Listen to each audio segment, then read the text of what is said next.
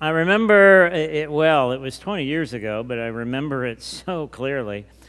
I remember the emotions of feeling discouraged and dejected and in despair as I opened the phone book. Now, that's pre-internet days for some of you, pre-Google.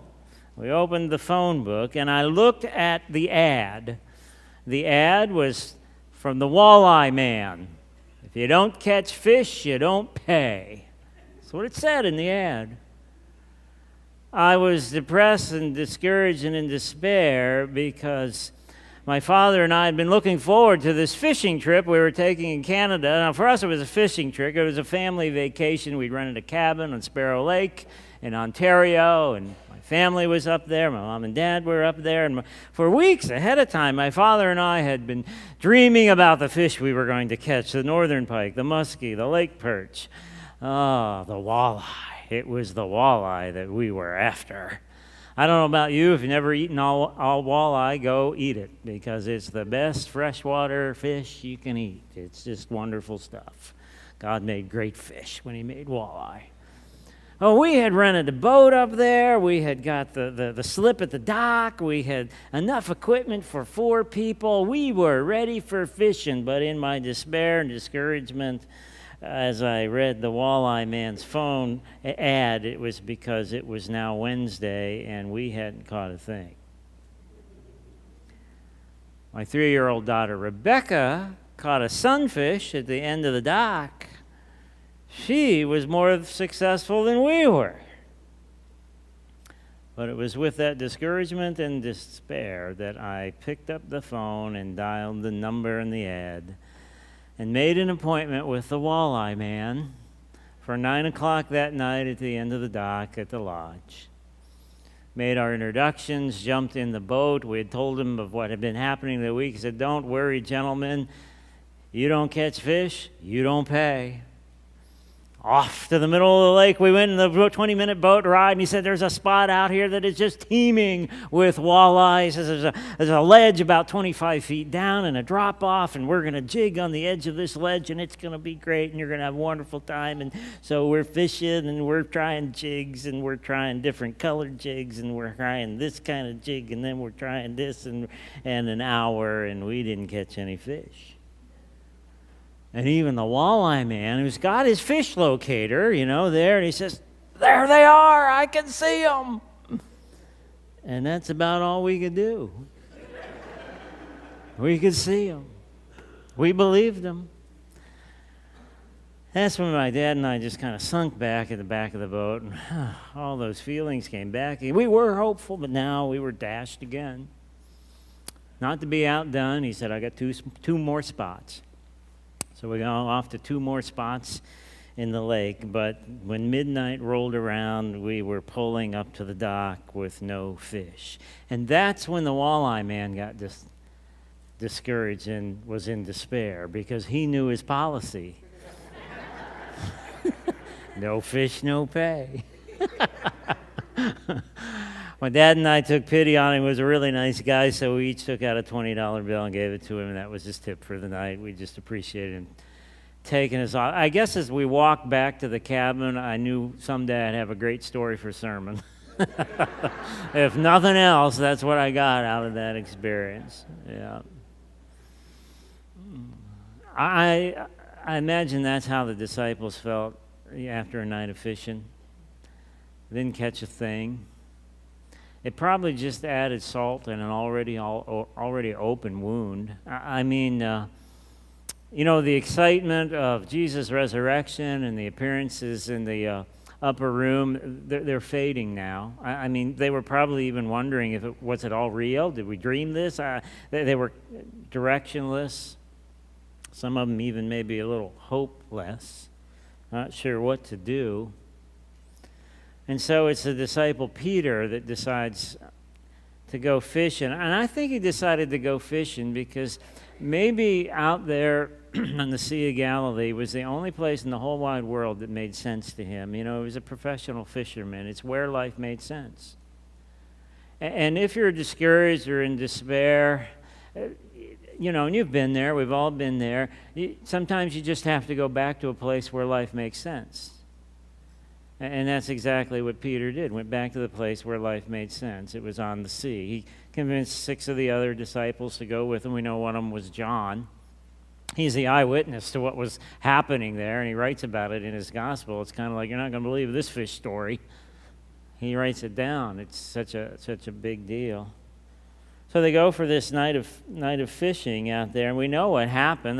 Nothing happened is what happened, nothing. And it's sunrise, and they're headed back to the shoreline, and they see this random guy on the beach. Why he's out so early, I'm sure they don't know. But if you're a fisherman and you've just had a terrible night, or you didn't catch anything all day, and you're headed back to the dock, and there are going to be other fishermen there. They've been out too, in the boats and everything, and you're pulling up, and there are going to be people coming over to see what you caught, and they're going to, somebody in the dock is going to say, "Well, did you catch anything?" And I've been there, you've been there. You don't even want to answer. The first thing you do is pretend you didn't hear. You do that because it almost hurts to answer the question, because you were so tied up in this fishing thing, and you just wanted something, and you're just questioning so much. You don't even want to answer. And I don't know how Peter felt, but let's think about it a minute. He's a professional fisherman, a rough and tumble guy. Well, we can imagine how he answered. But he answers the guy, no fish. And then this random guy on the beach, can you imagine that he says, "Well, why don't you throw the net out on the other side of the boat?" And I can see Peter going, "Yeah, why didn't I think of that?" That's like me telling my heart surgeon where to cut while I'm in surgery. This amateur guy is telling the professional fisherman where to fish. But there's the first miracle. I'll tell you right, this is the first miracle in the story. Peter does it. That shows you the level of his frustration, the level of his discouragement and his despair. He took advice from a complete, total, amateurish stranger. Why not? I've tried everything else. Men, women, you've been fishing. Haven't you ever tried everything in that tackle box? You're going over and taking leaves off the trees and seeing if that's going to work, because you just don't even know what else to do. He does it, and John is the eyewitness. He says, "You're not going to believe it. They brought in so many fish, it didn't break the net, but there were 153 fish in that." Right? That's a fish story. There were John makes a big deal of the haul, as well he should. Why is John so precise? If you're a Bible student, you go, why is John precise here? What's it about? Why didn't he say a bunch or a lot or a mess? He says 153 fish. People way smarter than me. I've tried to figure out, what does 153, why would John do that? Why would he be so specific right here? And some have said, well, 153, that may have been the number of known species of fish in the world at the time, and so it had this symbolism of representing the entire world. No one's left out or outside the gospel of Jesus. Well, that sounds good. And some numerologists have gotten involved and said if you take 1 plus 2 plus 3 plus 4 plus 5 plus 6, it goes up to 17. That equals 153.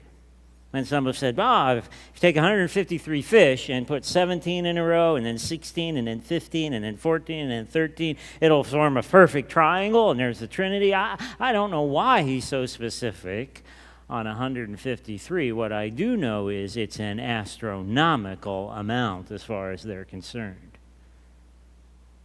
This is a supernatural occurrence, and I think that's the moment when John looks up. If you saw the video, John looks up and goes, he was able to put 2 and 2 together. And Peter, soon after him, I'm sure, Peter remembers when that happened before. It was 3 years earlier when this random guy got in the boat, talked about fishing, and said, I'll make you fishers of men, and then the light goes off.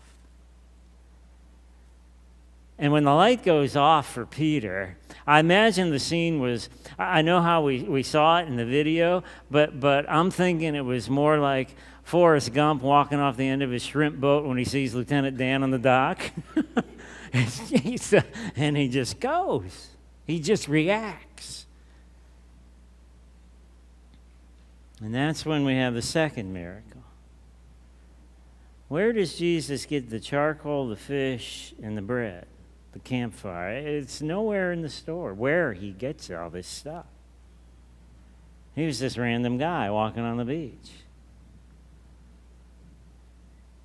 Jesus provides what we need when we're in crisis. I think that's the take-home message for you and me today.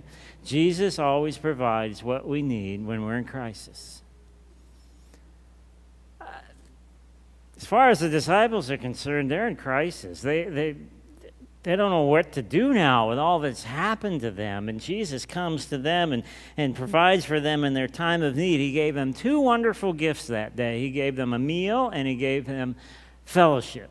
Not only with each other, but with him. Because that's what they needed more than anything else. A meal and fellowship. And that's why we're having communion today as an Easter people. We're going to experience what the disciples experienced, a meal and fellowship, for God always provides for his people.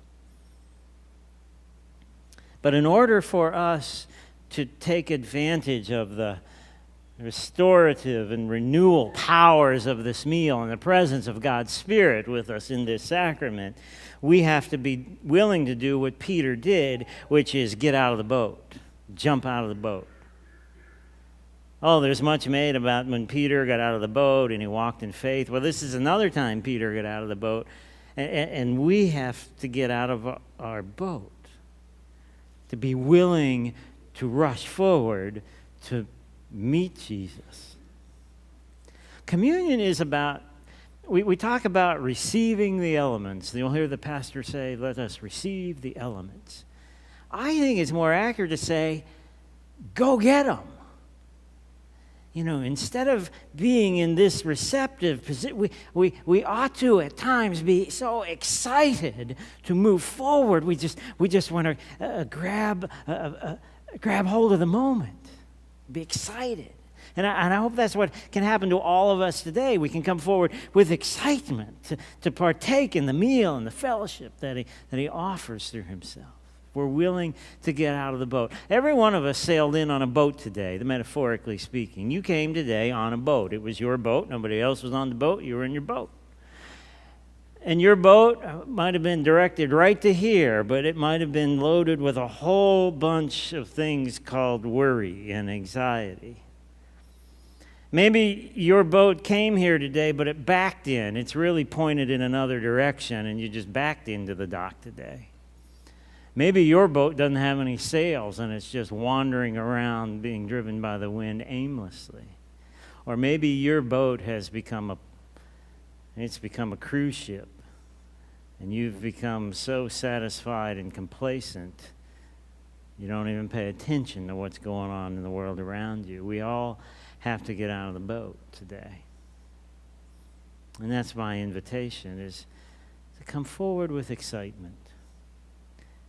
To jump out of the boat, to partake in the food and the fellowship that he offers. Not just today, but every day that he gives us. Let us bow our heads in prayer.